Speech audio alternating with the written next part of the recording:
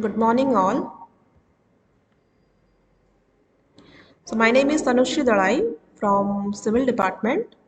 So, I am going to represent the chapter Force and Bending Moment, which is the chapter of 5 in Diploma 3rd Sem.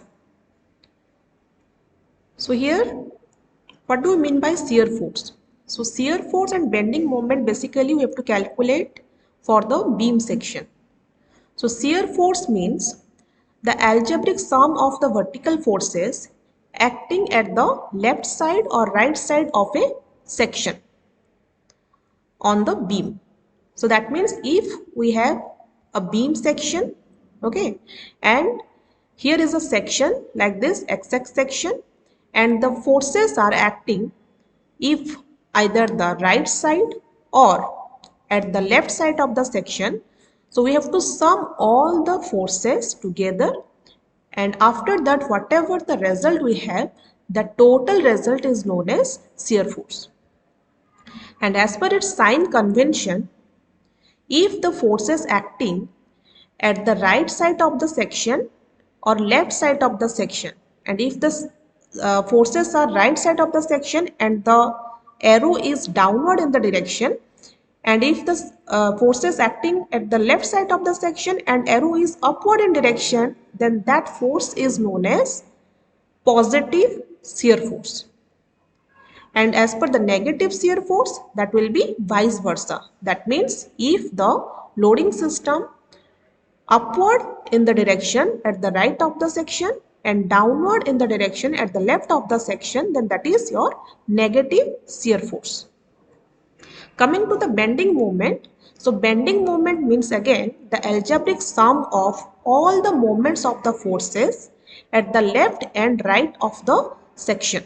Okay, so here again the sign conventions also are there. So if the moments are like this on the both side of the beam or either one side of the beam, and due to this moment the beam will be like this, that means curvature towards the downward side, okay, and look like this, then that moment is known as positive moment, which is also known as sagging bending moment. Similarly, if the moment are provided like this, as you can see in the diagram, and due to this moment the beam is look like curvature towards the upward side. So this type of bending, that is known as negative bending moment, which is also known as the hogging bending moment. Now coming to the shear force diagram and bending moment diagram. So in this case, shear force diagram means what? So whatever we have the result of shear force, we have to represent in the diagrammatically below the beam section as per the loading system. So if that diagram is represent all the forces, all the shear forces of each point of the loading system, that is known as your shear force diagram.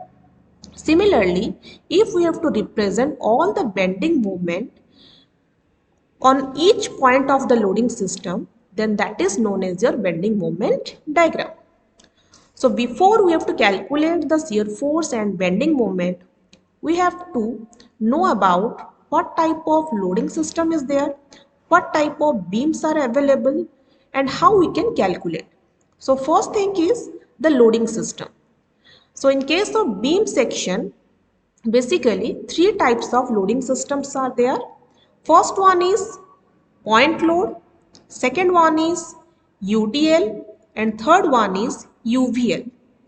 Point load means if one loading system acting on one point only, like this, and that is known as point load, and it is also known as concentrated load because it is concentrated on one point.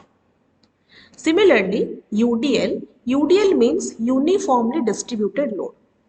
So uniformly distributed load means in each segment the value of load will be same. As you can see in the diagram, the total span is this much, and on each span and 1 meter value, So loading system is equally distributed here. Okay, from the starting to the end of the beam. And third one is UVL, that is uniformly varying load. So uniformly varying load means in each point the value of loading may be differ. So you can see here the loading is small, here the loading is some more, here again more. So similarly at the last of the section, at the last of the beam point, the loading is more. So in each point the loading value is different. Okay.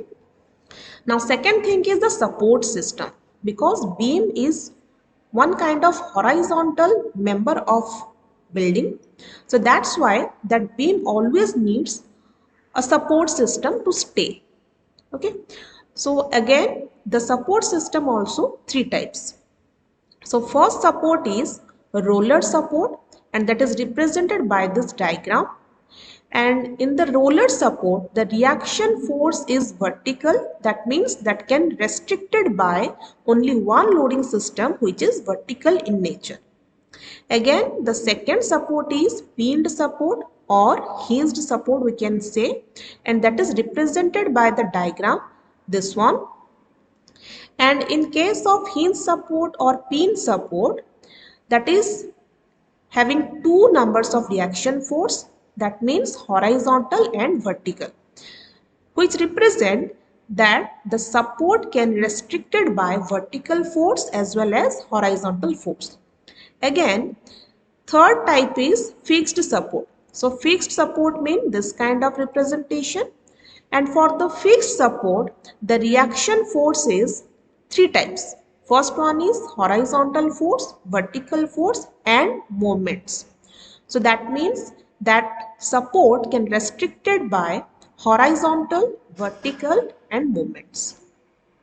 Now coming to the types of beams. So various types of beams are there.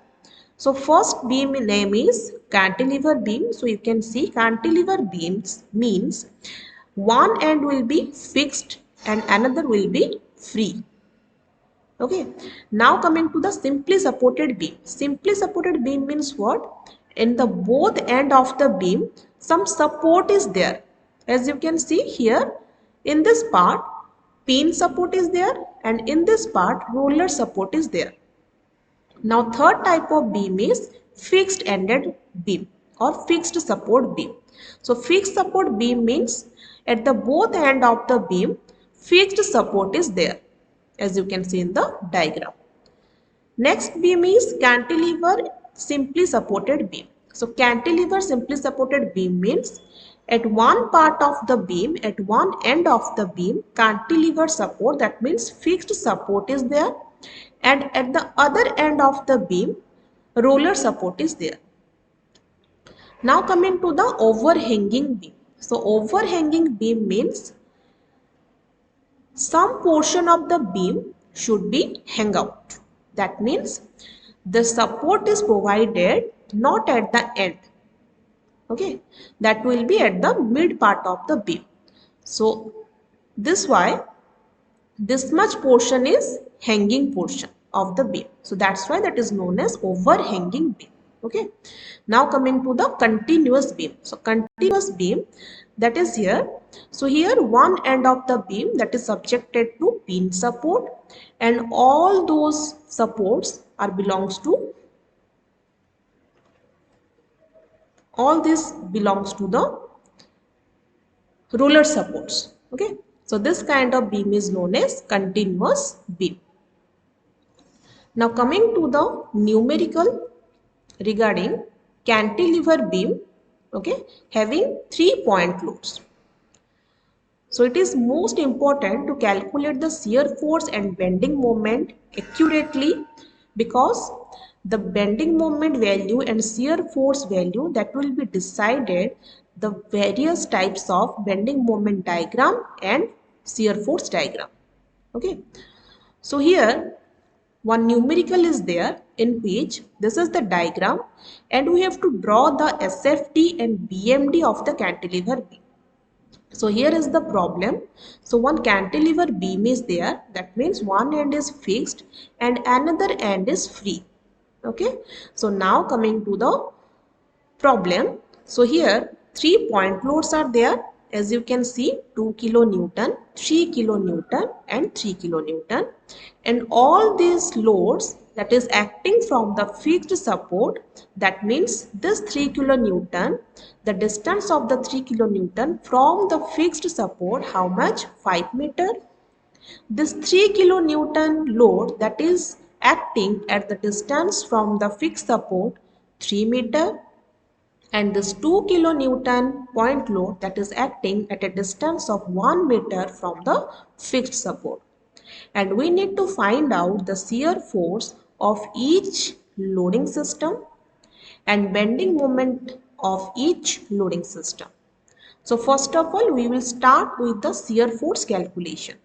So in the shear force calculation, first of all, we need to calculate from the free end side, because always remember, in case of cantilever beam, the calculation always start from the free end. So here A point is there in the free end. Okay. So now for the span CA, we need to calculate the shear force value. So here we can see only one load system is there, that is 3 kilonewton in case of CA span. So we have to calculate the shear force value at point A. So only one loading system is there. So that's why the value of shear force at point A, that will be 3 kilonewton. Again, up to the C point, from the A up to the C point, there is no loading system. That means that 3 kilonewton continues to the C point. And the value of the shear force, that will be negative in nature due to the downward direction. Okay. So now coming to the second span of the beam, that is CD span. So in case of CD span, one more loading is there, which is 3 kilonewton. So we have to add this value from the beam section with the previous value of shear force. So we got the value of shear force up to the point C, how much? Minus 3 kilonewton. Okay. And at point C, we have another point load, that is 3 kilonewton. Again, that is downward in direction. So that's why we have to add it with the previous one. So minus 3 plus minus 3, the value will be minus 6 kilonewton. So at the point of C, the value of shear force will be how much? Minus 6 kilonewton. Again, up to the point D, from the C point, there is no loading system. So that means what? That means whatever the value of shear force at the point C, that will be continued towards the point D. So again, we have to take the last span of the beam section, that is DB span. That means from here to here. So now we have to calculate the shear force at point D. So again you can see at point D, the value of force is how much? 2 kilonewton. So again we have to add this 2 kilonewton with the previous one. So in the previous, we got the value of shear force how much? Minus 6 kilonewton. So we have to add minus 6 plus minus 2, because again this value of 2 kilonewton downward in direction. Okay, so now the total value of the shear force at point D is how much? Minus 6 plus minus 2. So total is minus 8 kilonewton. So now from the point D up to the point D, again there is no loading system.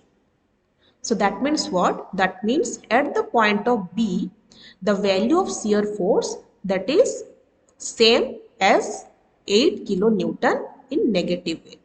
So that means the minus 8 kilonewton, that will be continued towards the point B. So that means from the point A up to the point B, the shear force value will be like that. At point A, the value is -3. At point C, the value is -6. At point D, the value is -D, and that will be continued towards the point D. That means at the fixed support. In this way, we have to draw the diagram. Okay, so here you can see we have to first of all draw the reference line which length will be equal to the length of the beam. Okay, so you can see this much is the length of the beam, and the reference line of the shear force diagram, that will be same as the beam length. Okay, so we will start with the first point, A point. So we got the value of shear force at point A is how much? 3 kilonewton. So we have to draw below the reference line because all the value of shear force is negative. So that's why we have to draw the diagram below the reference line due to the negative shear force value. So here the point is there. Again, that 3 kilonewton, that is continue towards the C point. Okay, so here also same value we have to provide. Again, at the point of C, one more loading system is there. How much? 3 kilonewton. So that the value will be changed to how much? 6 kilonewton. Negative 6 kilonewton. Hence, we have to draw again downward direction. So here is the point of shear force of the point C. How much? 6 kilonewton. Again, this 6 kilonewton continues towards the point D. That means here. And at point D, 2 kilonewton point load is there. Due to that, again we have the shear force value of 8 kilonewton at the point D. So here is the point, and that shear force again continue towards the fixed end.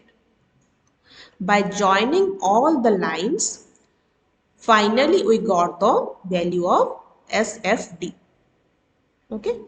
Now coming to the second part of the numerical, that is the bending moment calculation.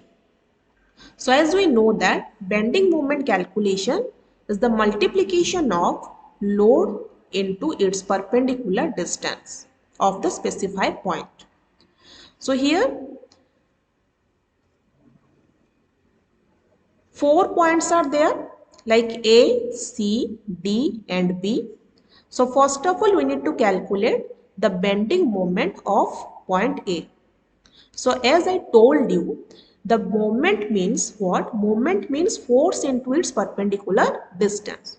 So at the point A, you can see only one point load is there, which value is 3 kilonewton and which having no distance. That means at point A, there is no distance. So that means what? That means the bending moment at point A, that will be 0. That means force is there but no distances. So distance is 0. So that means moment is equal to 3 kilonewton into 0. So that's why the value of bending moment is 0 at the point A. Now coming to the point C.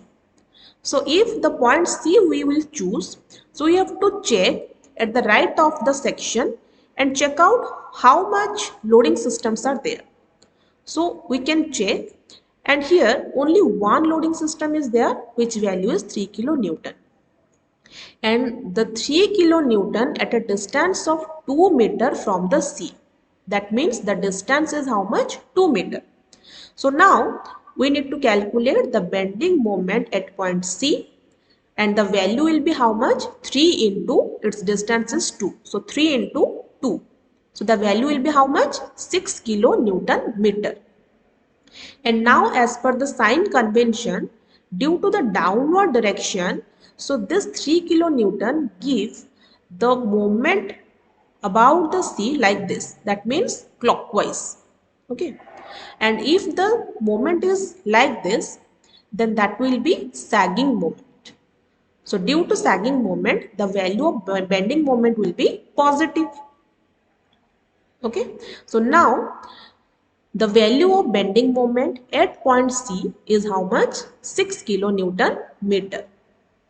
So C is completed. Now coming to the point D. So at the point D, we need to again check the loading system at the right side of the section. So we can see there are two loading systems are there, one at point A, one at point C. So for the loading at point A, the value of the distance up to the point D is how much? 4. 2 plus 2, 4.